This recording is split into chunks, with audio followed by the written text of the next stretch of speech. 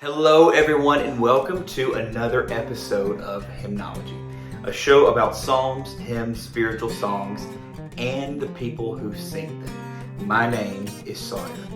That is where we're going to start off today. What is hymnology, and who is Sawyer? I realize that we've gone through so many episodes together and conversations together online, and I have not formally introduced myself. And so I think that if I were friends with someone in person, I would have already introduced myself to them by now. So we're going to talk a little bit about me. Begrudgingly, I need to talk a little bit about me and go through who I am. But I want you all to know me just like I want to know you. So who is Sawyer Whitaker? First of all, that's my name, full name, Sawyer Whitaker. I am a worship leader. I have been for a couple of years now. That's what I do for a living. I'm located just north of Birmingham, Alabama. So I've been in this area for just barely a year now. Back in June, we moved here. I am married to my wife, Bethany, and we have a beautiful daughter together, and her name is Lucy. And we are going through this whole journey together, this whole deal of figuring out what ministry looks like post 2020, what ministry now looks like with a kid. We're learning that, but also just what ministry looks like and what life looks like, and marriage looks like, and parenthood looks like together, with the help of our Lord. And it has been a blessing to be able to see that happen. And to see that develop. But I'm thankful for all those things, for my family, for my wife, for my daughter, and for ministry. On the side of all that, I am I'm a hymn writer, a songwriter. So I've been writing songs now for about 5 years, and I've been putting them out, recording them now for about 3 years. So mainly my songs in the past have been more singer-songwriter type songs that are beneficial to the church. But now I'm transitioning into songs that are for the betterment of individual believers. So my current project is called Liturgies for Life. That's kind of like a continuous project that's going to keep going, where I write songs about different things that happen in the mundane life of believers. Like when you just simply get out of bed, when you hit that midday lull in the afternoon, when you put your kids to sleep. Liturgies for those type of events, the kind that tend to pass us by in life. I want to provide songs that people can sing as they're doing that, as they're doing that with their family, and as they're doing that alone. Also, I am trying my best to become a hymn writer. I obviously have a passion for hymns and people who write them. And I think that is what is going, aside from the Lord, obviously. I think that musicians and hymn writers and pastors and creatives and those who have passion for the church, I believe that is who is going to keep the church going today. The Lord's going to be faithful to his church, but he uses those who were in it. And the skills that I have at this moment in life are writing songs. And that's what I want to do. I want to use my life to write hymns that are beneficial to the church and to my church. So that's me. I'm trying to think if there's anything else. I have 4 dogs. Their names are Sammy, Piper, Bucky, and Valley. I forgot the last one. She just kind of showed up. So that's a lot of fun too. That can be a little bit of a mess, but that's enough about me. Let's go into our topic for tonight. But before we go there, I want to say thank you to all of you. I was not very confident going into this world of hymnology in the beginning. I thought that I was just going to kind of go in, talk about a couple of hymns every now and then, and just kind of call it. I think my first episode was about 6 minutes long. and I spoke as long as I possibly could, and it was just me. And I kept going and doing shows about just individual songs, and I realized there's so many people who are doing that and who are doing a good job of that and are doing a better job than I do of that. And so I kind of got to the point where I'm like, okay, this is not going to happen. And then a few of you hopped on the bandwagon, the hymnology bandwagon, and got it going. But we'll talk about that in a second. So what I want to say is thank you. Thank you for helping me to continue this journey, to continue this ministry of hymnology, because that's what it is for me, and I hope it ministers to you. But what is it? What is hymnology? We're going to talk about that for a second in more of the formal sense. To be completely honest, I never heard of the term hymnology until just recently. I vaguely remember hearing a pastor back home saying the word hymnology in reference to the study of music. But the word never really hit home until just about a little over a year ago, probably in 2020 is whenever the word really kind of stuck home with me. And it just kind of kept going and kept going. And so I was like, well, what does the word hymnology mean? What does it truly mean? And so if we really get down to it and we want to get the bare bones black and white definition of hymnology, it is simply this. Hymnology is the study or composition of hymns. The study or composition of hymns. It's a very simple definition, but I think it may be worth breaking down. So hymnology is two things. Two things. It's not just one, it's two. It's a study. So what does it look like to study hymns? I remember whenever I was younger in church, and subconsciously I was doing this. I didn't think I would be talking about it, now on a podcast. But when I was younger in church, I would sit there, and if I was kind of dozing off, in the sermon, I would grab a hymnal from the back of the pew and look through the words of the songs, or look through the titles of the songs. And honestly, a lot of the times that is what truly stood out to me during a service. Lyrics have always stood out to me, but I think worship lyrics, especially lyrics of hymns, have stood out to me more than anything in my life. And so even at that point, when we're talking about what studying hymns is, it's simply a kid in the back of a church looking in a hymnal, skimming through it, and just looking at all the words in the hymnal and remembering those words. That is the study of hymns. It's also a historian of hymns, a hymnologist in the more professional sense, who studies old hymnals and takes these hymns and takes the authors of the hymns and the stories behind the hymns and talks about all of these things and puts them together in scholarly work for the glory of God. That's also someone who is practicing hymnology. So hymnology is for everyone.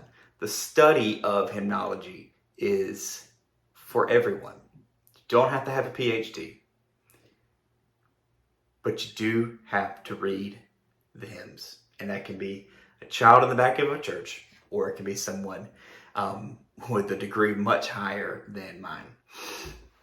So hymnology is the study of hymns. It's taking a hymn, breaking down the lines, seeing who wrote the song, seeing the context of the song, finding the meaning of the song, and studying it. So we have the study. And then we have the study or composition of hymns. Now, I'll be completely honest. That is not something that I realized. I didn't realize that someone who wrote hymns or composed hymns would also be considered a hymnologist. Because there's a question that we're going to ask here in a second that's going to kind of determine some things.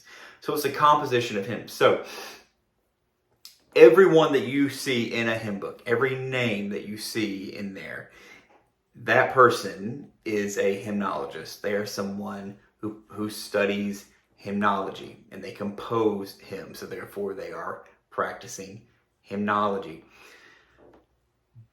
But it can also be someone who writes songs for the church. And so that's going to take us on this conversation. We have the definition of what is hymnology. Now we need to ask the question, well, if it's the study or composition of hymns, if it is the study or the writing of hymns, what is a hymn? And before I just kind of ramble off a random definition to you, I want to give you a formal one first. I'm going to give you a formal definition of a hymn, and then we're going to break it down by form, just to make sure I'm not lying to you, because that is not something that we do on hymnology. So a hymn is a religious song or poem of praise to God. And this definition says, or a God, but we know who we're talking about here. It's a praise or a celebration. It's a religious song or poem of praise to God. So when we think of the term hymn, we usually have something specific that comes to mind. We think of your traditional hymn, right? We think of hymns in the traditional sense. Well, technically, a hymn is simply a song or a poem of praise to God. So how does someone become a hymn writer? How does someone become someone who composes hymns, someone who studies hymns? And I think we just kind of have to take this objective view that a hymn has a certain form that we look at today, and a spiritual song has a certain form, and a psalm obviously has a form. If you're going to ask me, I'm going to tell you that a hymn is a song of praise, like we just saw, but also it is a song that tends to teach a certain theological concept broken into verse format, sometimes with a refrain or a chorus, and never a bridge. Whereas a spiritual song would be something that usually always has a bridge, or it's not about a theological concept. It could be about an experience, or simply an expression of love for God. So that's kind of that's the Sawyer version of what hymnology is, or what a hymn is. So more specifically, we're going to talk about what hymnology is. So we know that it's the study or composition of hymns. And I'm just going to keep reading definitions to you, because I don't want to be wrong. So the word origin, let's go into there. It's a mid-17th century word, originally from Greek hymnologia, or in other words, hymn singing, in the early sense until it was used in the early sense of the mid-19th century. So an adjective for that word is hymnological, and the noun, the person who studies and composes hymns, is a hymnologist. And just in case you're curious, you can get 21 Scrabble points by using the word hymnology. There you go. So that's hymnology. It is the study or composition of hymns. It is the love of hymns, looking through a hymn book, looking through a song, and taking out the truth, finding the author, and going from there. And that's in the simplest form. So let's talk about some hymnologists that have been influential to me. And the first one will be, I would say, probably the man who is the reason why hymnology is still going today.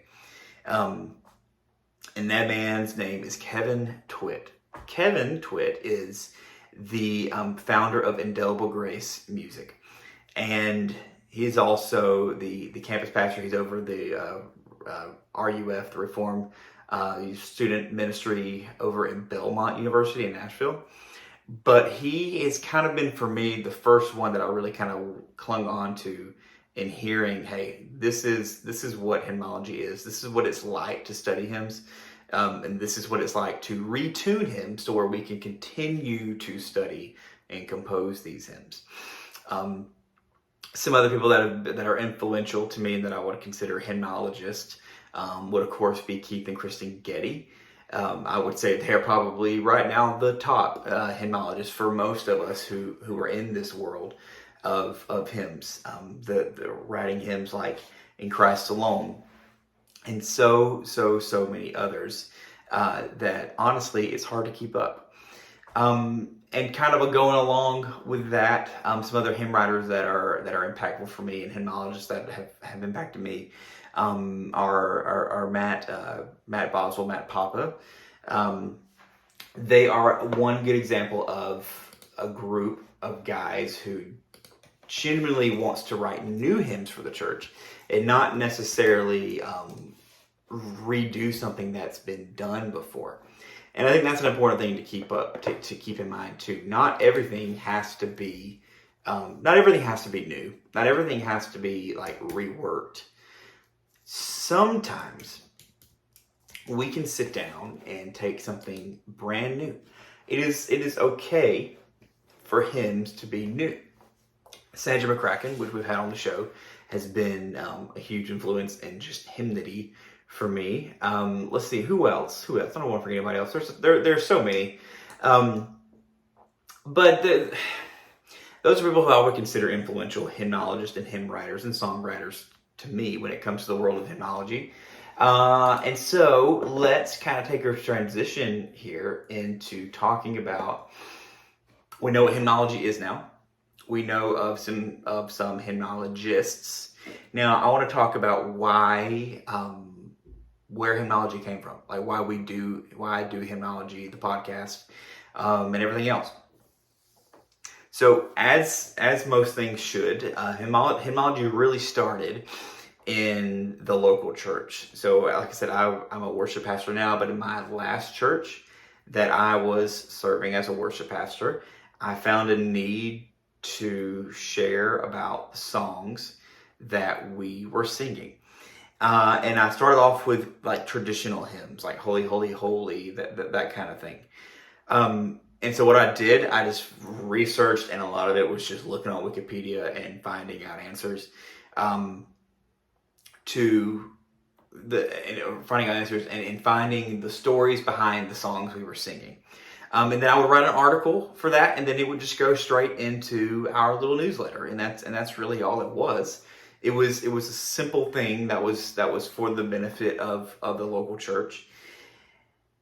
And then I realized that I enjoyed doing it. I enjoyed kind of looking up these facts and looking up these backgrounds of these people, of these authors, of these hymns.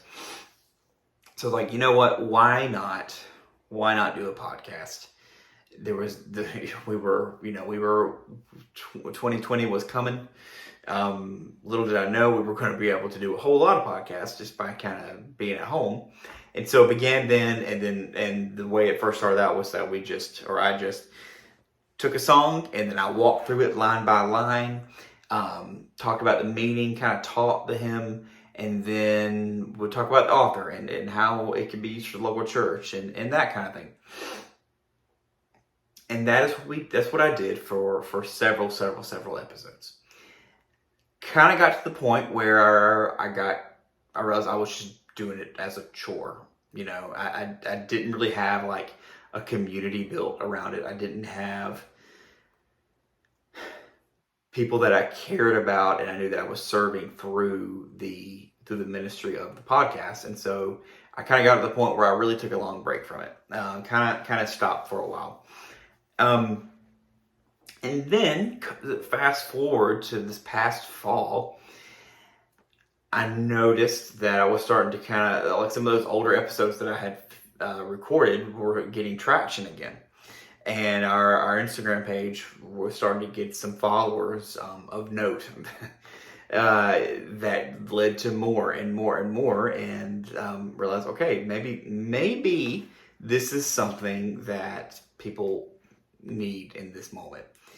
And so instead of going back to doing the whole song thing, um, I decided to make it about you guys, make it about hymnologists as opposed to just the songs. Because in this moment, yes, the songs last longer than us, but in this moment, we are here, and we need encouragement, especially if you are someone who is in this kind of race, or kind of this grind of writing hymns, or leading worship, or being at home and trying to figure out how to incorporate these songs into your life.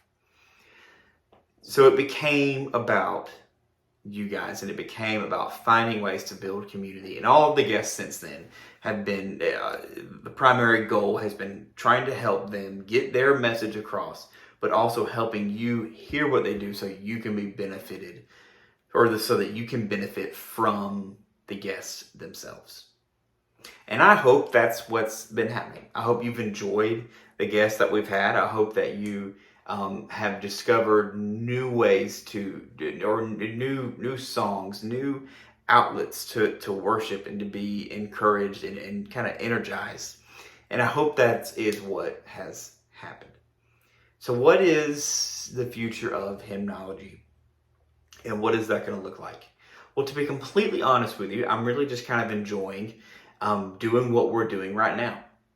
Talking to these amazing people, hearing what they have to say, and just be encouraged and amazed at how the Lord is using them and their talents today.